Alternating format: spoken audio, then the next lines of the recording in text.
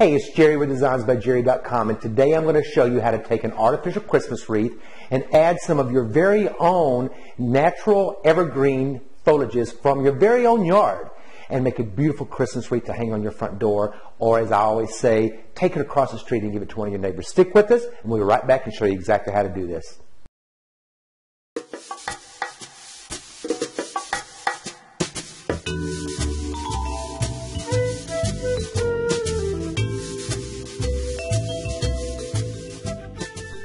Okay, so we're going to start with obviously the artificial Christmas wreath, and I've already shown you how to fluff out the wreath to make it look real. So if you haven't seen that video, go back, look back in the basically in the archives of videos and find that video and watch that one first. It's about 3.5 minutes, so it won't take you very long. Then you can come back to this video and get started. But basically all I've done is gone out into my yard and cut fresh different types of evergreens. I have cedar, I have pine, I have beautiful nandina, and I also even have magnolia. Whatever type of evergreens you have, whatever's going to hold up in the weather is really the most important thing. This is something that you're going to want to put outside because it is fresh greens. So basically what you've done is, we've shown you before, you take these because these are wired tinsels. So each one of these little bracts are wired, as you probably already know. And all we have to do is take this and put this up inside the wreath, kind of try to hide this part of it where you've cut it. Put that up inside there, and then just take, just like I said before, like you're tying a bread tie, and twist that around the wood stem so you can see now this is already holding that in there. And if you want to really secure it well, which I recommend you do it, then come down a few inches and tie it one more time. And all you want to do is go around the wreath this way now. And it's really just according to what fits your style as far as to what you put on and in what order you put it.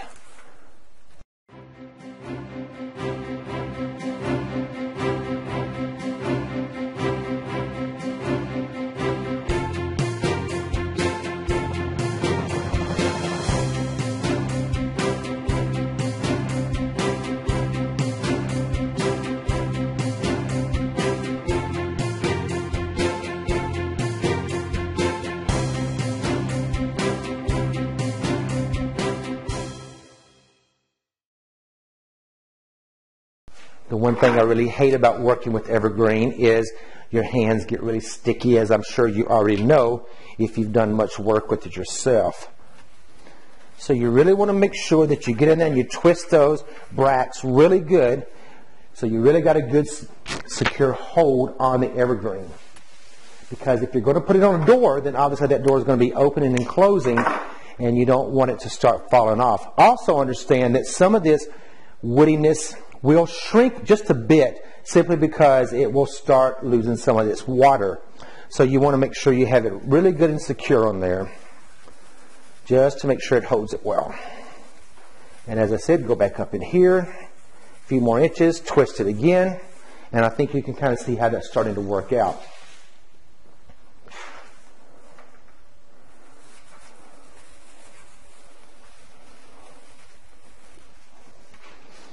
Okay, so there you go. Very quickly, we've added the cedar, so let's add a few more dimensions by adding a few other things to it. We may come back and add some more. Who knows right now what we're going to do with it. But let's go ahead, let's go ahead and put a little bit of magnolia on it, since that's a very heavy leaf. And now what you want to show is look at where the holes are in here. So you can see there's a little bit of a hole there. Well, this is setting out really nice, but there's a little bit of a hole there. So obviously you would want to put something in there to fill that hole up.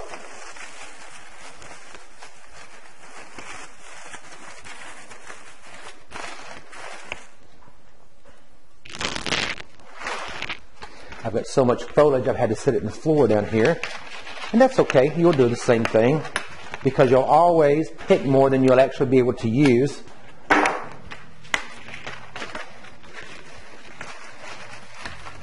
And you want to go right down in here, find those bracts, and secure them in very well. And once again, just take them and twist them like a bread tie. A couple twists on there, and you've got it in there pretty well, I'm sure.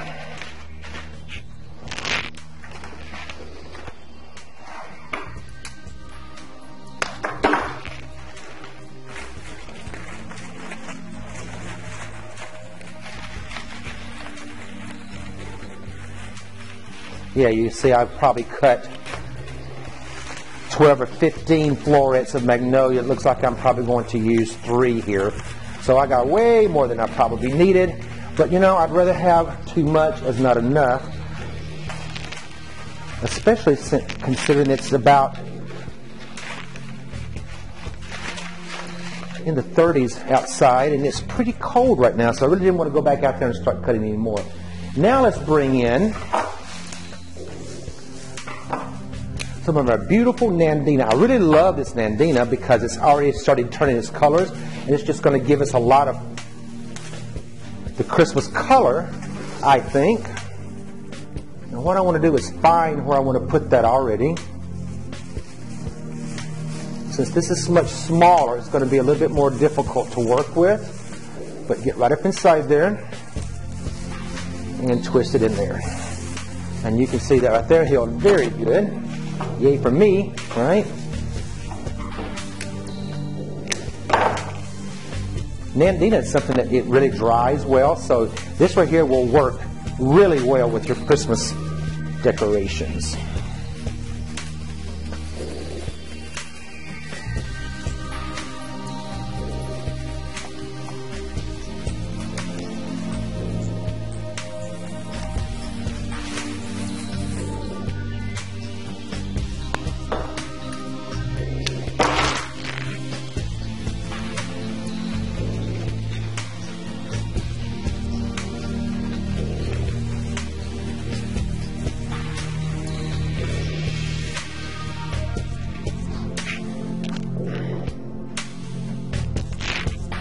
All right, let's let that sit for a moment now, and let's add in some pine.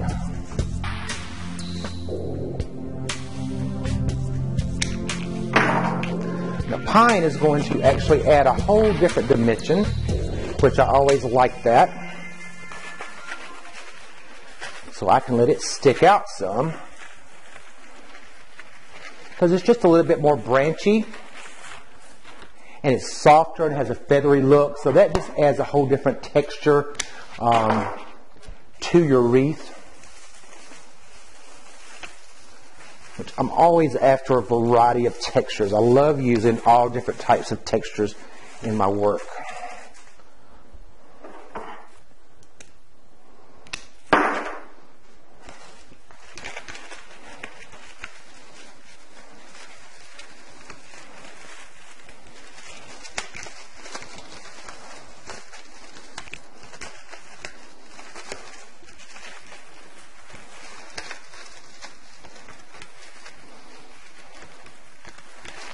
Sometimes you're kind of working blindly because you're having to get up under there and find those bracts without being able to actually see them.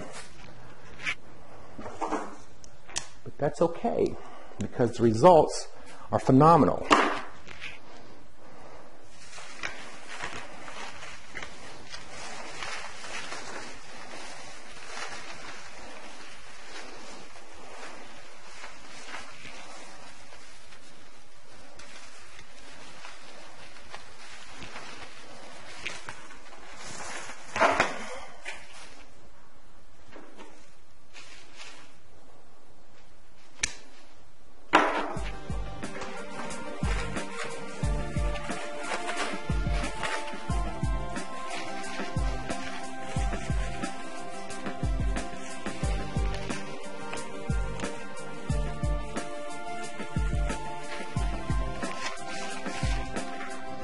Add one more piece down here at the bottom.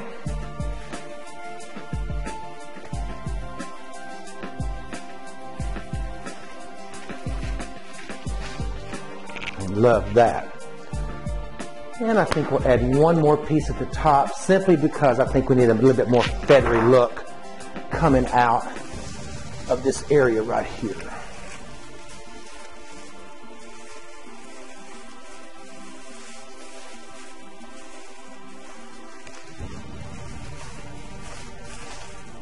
Perfect.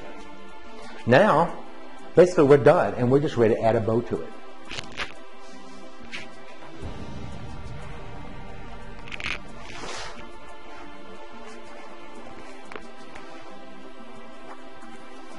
It's a beautiful red bow, very natural.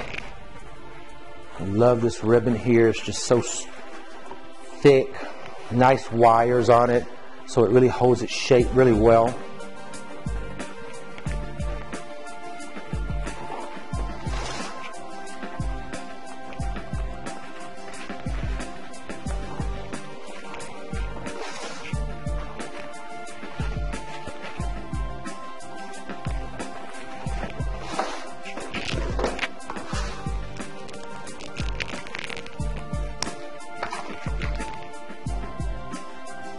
We'll tie it off with the chenille stem.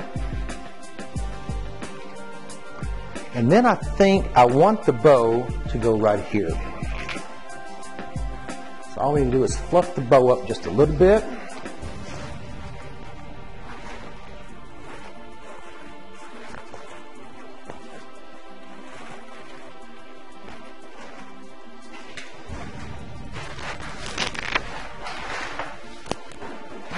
Tripping on my microphone cord, and then we just need to get it up between here, and we want to make sure we get it good and strong connection back here and tie it off around the wire frame on this artificial wreath, and that will make sure that the bow stays put.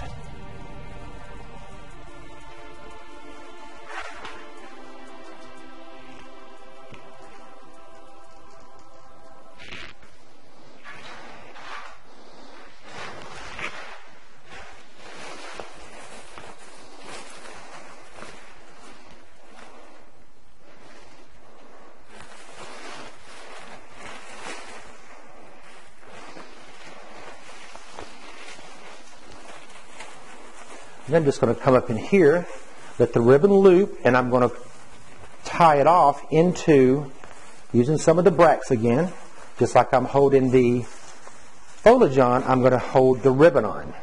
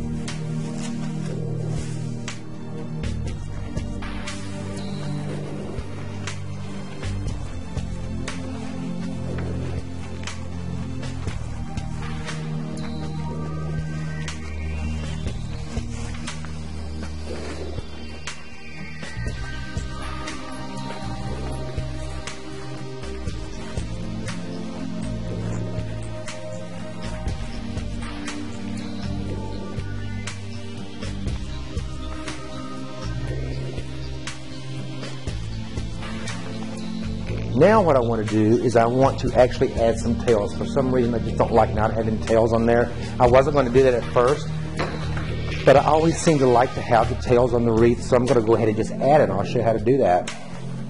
Just cut me some extra ribbon. I'm going to go ahead and cut the nice V, and we just do it like this. It's just a little bit more, normally I just cut one slant, but for Christmas it's just a little bit more formal looking, a little bit more traditional looking. For Christmas decoration, to actually cut the V in there so your ribbon looks like that. Then we're just going to pull one in a little bit longer than the other, and we're going to twist it. Okay, so now we're going to have that to work with, and all I'm going to do is go up under here, find me one of those wired bracts, and wrap it around that place where I twisted it, and then pull it up underneath the bow really tight, and there you go. Now you can see how quickly I added this tail on here when really I brought the real tail over in here and up in here. So this is Jerry Williamson with designsbyjerry.com. I hope you enjoyed this. It smells wonderful. I love doing artificial wreaths, but I got to tell you, nothing smells better than a nice fresh Christmas wreath to greet your guests as they come to visit you in the Christmas holidays. Have a Merry Christmas, and I'll see you very soon. Bye-bye.